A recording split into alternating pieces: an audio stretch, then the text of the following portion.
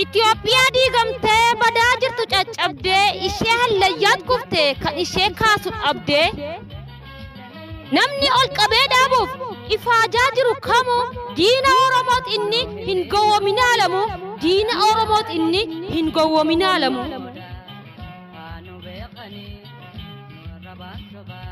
Itoophiyaati jettu kan dhiiga dhangalaastee dhugde akka bishaanii foon lammii koo ciccirtee nyaatte akka midhaanii lafee lammii cabsite qoraan gootee qaammattu ba'aa ishee nu baachiste garba ishee nu godhattu ba'aa ishee nu baachiste garba ishee nu godhattu.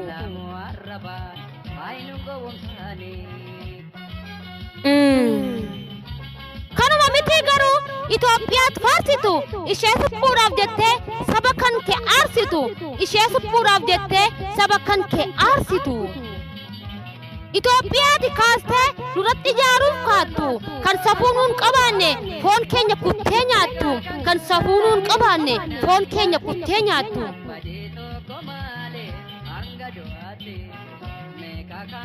Konkolaataa irraa guurtee ishee Oromoo fixxee dubartoota gudeeddee ol adeemtota nyaattee naaf himimee yaa gadhee moo kan bira argitee utuu nuti hin beekintu moo deebitee margitee utuu nuti hin beekintu moo deebitee margitee.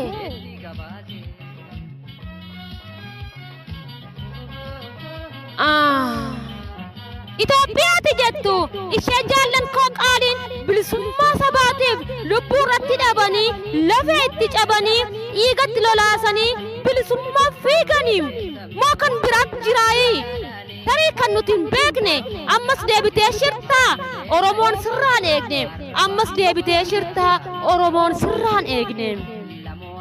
Sin gaafachaa jiraami natti miki jibditti.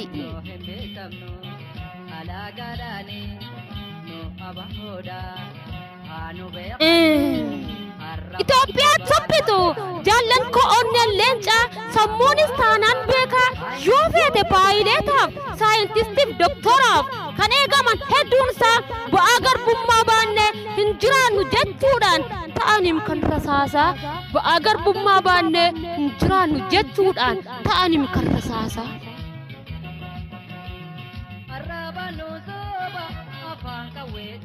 Hin wallaan lakka keetti saba Oromoo ganee alagaatti gurguru qoonqoon isaan balfineef biyya laf keessa deeme akka kee piizaa muru qoonqoon isaan balfineef biyya laf keessa deeme akka kee piizaa muru.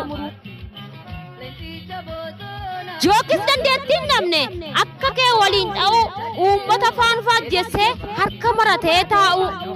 Yookiin qabeenya dhabne ijjaara balaliisee addunyaarra naanna'u bashannanee jiraachuuf garaaf jedhee roora'u bashannanee jiraachuuf garaaf jedhee roora'u.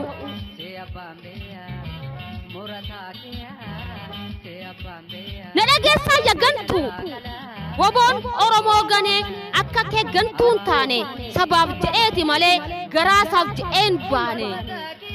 Woboon qawwee kan kaaseef jaallatee sitti fakkaate araada qabaaf miti dirqameeti kan baate araada qabaaf miti dirqameeti kan baate. Nutti faarsin Itoophiyaa impaayera bututte waan ishee oolchu dhabdee ishee abdii kutatte. Hin fudhannu hin feenu bututtuu maaliif yaabna qawweema keenya kaasne mataadhaan ishee dhaabna qawweema keenya kaasne mataadhaan ishee dhaabna. Impaayerat faarsitu siifanimaa dhaga'i dhiiga bolota keetii meeqa fixee lakkaa'i. Seenaan oleef calanqoo meetaa hin yaadadhume Oromoon kumaatamaan meeqatutti dhabame Oromoon kumaatamaan meeqatutti dhabame. Suuraa malleen argine akka ija qabattee Itoophiyaa suphinaan afaan banuu eegaltee. Nattin faarsin impaayera bututtuu Itoophiyaa nuttin ta'in goobana jaaraa damii tokkoffaa nuti qabna Oromiyaa. Nuttin ta'in goobana jaaraa damii tokkoffaa nuti qabna Oromiyaa.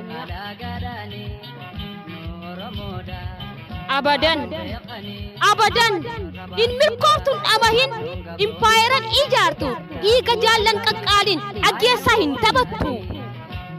impaayeran ijaaran deemsatti fufna taanaan diina tarsiimoo keenya jenneetu sirra yaana diina tarsiimoo keenya jenneetu sirra yaana asna dhaggeeffadhume ati eenyuun taateetu woboon duuriyya jettee afaan ittiin saqeexxu kan eessuma argatte sobanii gootsiin jennaan ati of seetee dhugumaan goota hiikasaa beektaa moo al takkaan siif himaa Nadageessaas hin hima gooti lolee lolchiisa dhukaasee dhukaasiisa daangaasaa kabachiisa malee miti dabeessa isa jooru ganda keessa hiniyyu arrabaan gonka hojiidhaan agarsiisa hiniyyu arrabaan gonka hojiidhaan agarsiisa